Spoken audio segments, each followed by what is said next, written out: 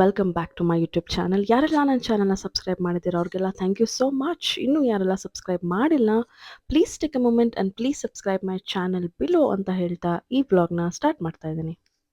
So ಈ vlog ಬಂದು ಅಮ್ಮನ ರೆಸಿಪೀಸ್ ಎಪಿಸೋಡ್ 1 ಆಗಿರುತ್ತೆ. So I am just requesting you, ನನಗೆ ಎಷ್ಟೊಂದು ಜನ ಈ ಯೂಟ್ಯೂಬ್ ಚಾನಲ್ ಮೇಲೆ ಎಷ್ಟು ಲವ್ ಕೊಟ್ಟಿದ್ದೀರೋ, ಗೋಯಿಂಗ್ ಫಾರ್ವರ್ಡ್ ಆಲ್ಸೋ ಈ ವಿಡಿಯೋಸ್ ಎಲ್ಲ ಬರುತ್ತೆ ಅಮ್ಮನ recipes, like all the episodes, ಅವ್ರಿಗೂ ಅಷ್ಟೇ ಪ್ರೀತಿ ಕೊಟ್ಟು ಏನೋ ಎನ್ಕರೇಜ್ ಮಾಡಿ ಅಂತ ಹೇಳ್ತಾ let's get into the video. ಅಣಬೆ ಗೊಜ್ಜು ಮಾಡ್ತಾ ಇದ್ದೀನಿ. ಅಣಬೆ ಥರ ಫ್ರೈ ಥರ ಮಾಡ್ತಾ ಇದ್ದೀನಿ ಚಪಾತಿಗೆ. ಮೊದಲು ಎಣ್ಣೆ ಹಾಕ್ಕೊಂಡು ನಮ್ಗೆ ಎಷ್ಟು ಬೇಕೋ ಅಷ್ಟು, ಜಾಸ್ತಿ ಈರುಳ್ಳಿ ಖಾರದ ಸ್ವಲ್ಪ ಹಾಕ್ಕೋಬೋದು, ಸ್ವಲ್ಪ ಈರುಳ್ಳಿ ಅಷ್ಟು ಹಾಕ್ಕೊಂಡು ಅಣಬೆನ ಬಾಣಲಿಗೆ ಹಾಕ್ತಾಯಿದ್ದೀನಿ. ಸ್ವಲ್ಪ ಅರಿಶಿನ ಪುಡಿ,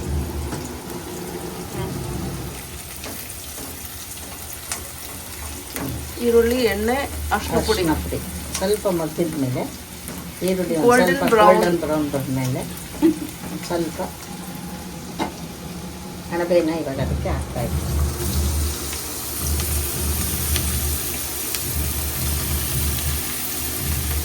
ಇದರಲ್ಲಿ ನೀರಿನ ಅಂಶ ಇರುತ್ತೆ, ತೊಳ್ಕೊಂಡಿದ್ದೀನಿ. ಅರಿಶಿನ ಉಪ್ಪು ಹಾಕಿ ಅದು ನೀರಿನ ಅಂಶ ಹೋಗೋವರೆಗೂ ಅದನ್ನು ಒಗ್ಗರಣೆಗೆ ಫ್ರೈ ಮಾಡಬೇಕು.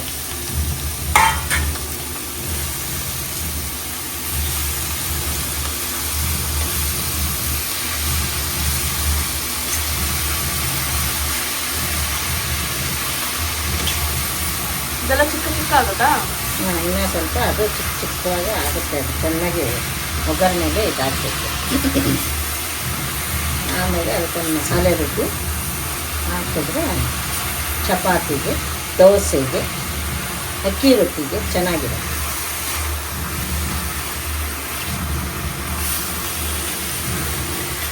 ಸ್ವಲ್ಪ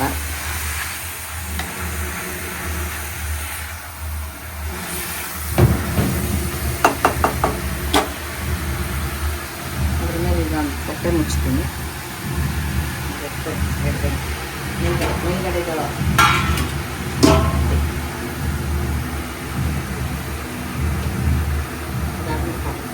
ಸ್ವಲ್ಪ ಇದು ಲೋ ಫ್ಲೇಮ್ ಇದರಲ್ಲಿ ಸ್ವಲ್ಪ ಇದಾಗಲಿ.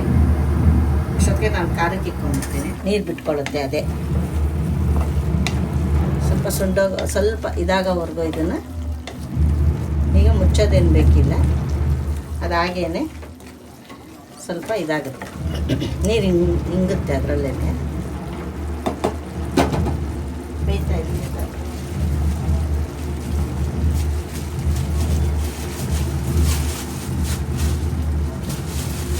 ಅದಕ್ಕೊಂದು ಟೊಮೆಟೊ ಹಾಕ್ತಾಯಿದ್ದೀನಿ. ನೀನು ಅದು ಅಲ್ಲಾಡಿಸ್ಬೇಕು. ಎಲ್ಲ ಫ್ರೂಟ್ಸು ಹಾಕ್ತಾರೆ. ಅಲ್ವಾಡ್ಸಿದ ನನಗೆ ಇಷ್ಟು ಚಿಕ್ಕ ಚಿಕ್ಕದಾಗ್ಬಿಟ್ಟೈತೆ. ಅದರ ಇನ್ನೂ ಅದು ಸಣ್ಣ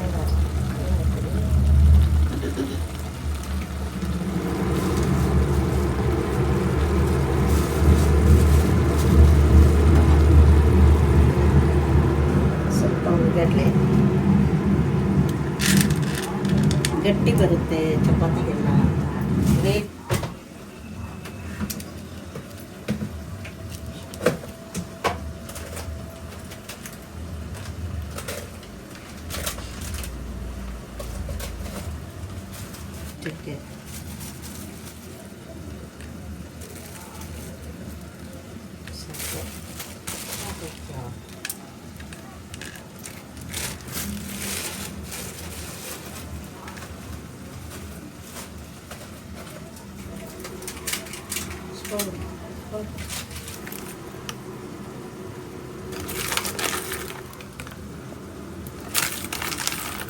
ಒಂದೂವರೆ ಸ್ಪೂನ್ ಸಾಕು.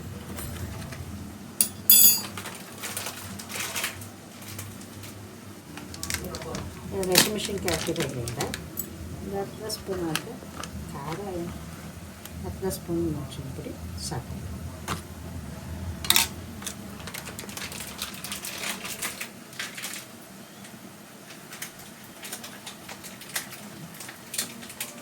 ಪುದೀನ ಸೊಪ್ಪು ಹಾಕ್ಬಿಟ್ರೆ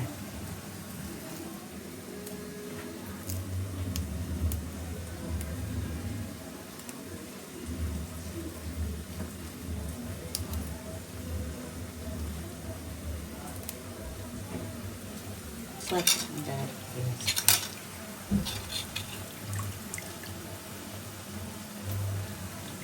ಒಂದು ಸ್ವಲ್ಪ ಕಾಯಿ ತುರಿ ಹಾಕಿದ್ರೆ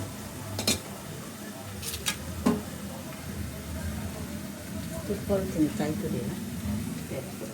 ಇದಿಷ್ಟು ಖಾರದ ಅದಕ್ಕೆ ಮಸಾಲೆ: ತೆಂಗಿನಕಾಯಿ, ಕಡಲೆ, ಚಕ್ಕೆ, ಲವಂಗ, ಶುಂಠಿ, ಬೆಳ್ಳುಳ್ಳಿ, ಪುದೀನ, ಕೊತ್ತಂಬರಿ, 2 ಹಸಿಮೆಣಸಿನ್ಕಾಯಿ, ಒಂದು ಅರ್ಧ ಈರುಳ್ಳಿ ಆದರೆ ಸಾಕು.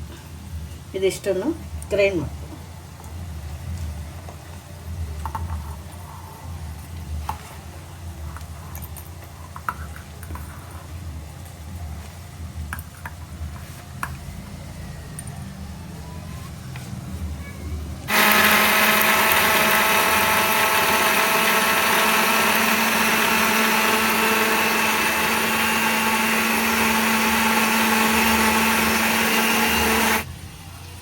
ಮಸಾಲೆನ ಇದಕ್ಕೆ ಹಾಕ್ತಾಯಿದ್ದೀನಿ.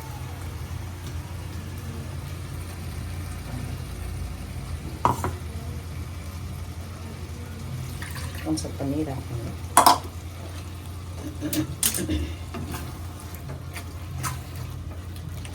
ಈ ಥರ ಬರುತ್ತೆ. ಬೇಕಾದರೆ ಇದಕ್ಕೆ ಮೊಟ್ಟೆ ಒಡೆದು ಹಾಕ್ಕೋಬೋದು, ಚೆನ್ನಾಗಿರುತ್ತೆ. ಸ್ವಲ್ಪ ಬೆಂದಮೇಲೆ ಮೊಟ್ಟೆ ಬೇಯಿಸ್ಬಿಟ್ಟು ಅದನ್ನು ಕಟ್ ಮಾಡಿ ಹಾಕ್ಕೋಬೋದು. ಇವಾಗ ಇದೆಲ್ಲ ಒಂದು ಸ್ವಲ್ಪ ನೀರು ಹಾಕ್ಕೊಂಡು ಮಿಕ್ಸಿದು ಸ್ವಲ್ಪ ನೀರು ಬಿಡ್ತಾ ಇದ್ದೀನಿ. ಅದು ಆಲ್ಮೋಸ್ಟ್ ಎಲ್ಲ ಬೆಂದೋಗಿರುತ್ತೆ. ಒಂದು ಸ್ವಲ್ಪ ಉಪ್ಪು ಹಾಕ್ಬೇಕಲ್ವಲ್ಲ, ಅದಕ್ಕೆ ಸ್ವಲ್ಪ ಖಾರ ಬೇಯಬೇಕು.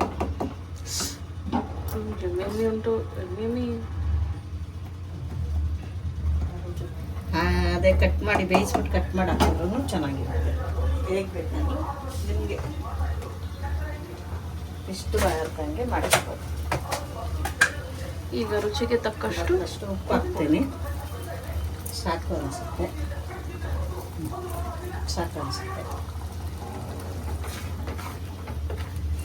ಅಷ್ಟೇ. ಈಗ ಒಂದು 5 ನಿಮಿಷ ಇದನ್ನು ಮುಚ್ಚಿಬಿಟ್ಟು ಸಣ್ಣ ಉರಿನಲ್ಲಿ ಖಾರ ಬೇಯಬೇಕು, ಹಸಿ ವಾಸನೆ ಹೋಗೋವರೆಗೂ 2 ನಿಮಿಷ 3 ನಿಮಿಷ ಕುದಿಸ್ಕೊಂಡ್ರೆ ಮಶ್ರೂಮ್ ಗ್ರೇವಿ ರೆಡಿ ಆಗುತ್ತೆ.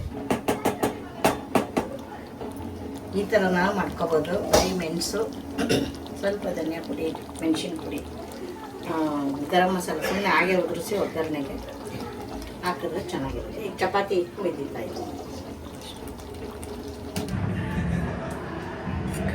have made this like slices which will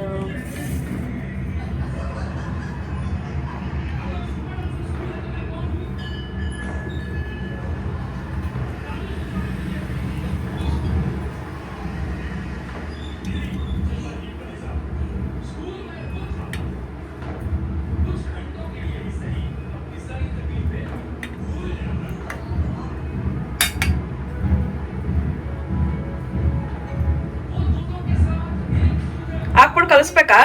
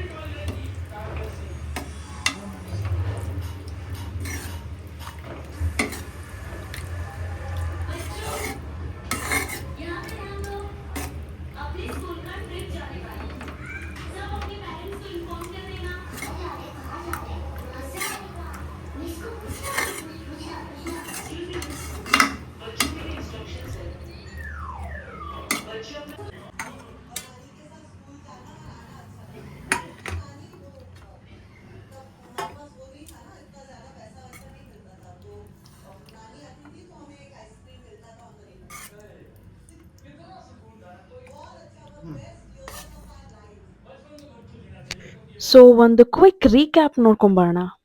ಇದ್ದೀನಿ.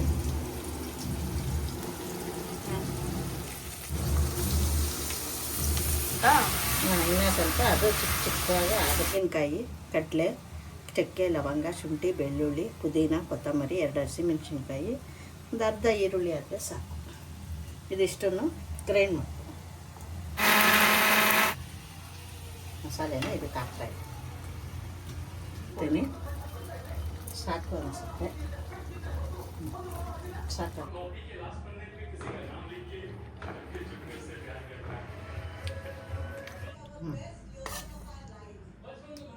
Thank you so much for watching this vlog. Next ವಿಡಿಯೋಲಿ ಸಿಗೋಣ ಅಂತ ಹೇಳ್ತಾ, until then miss me and tata bye, see I love you all.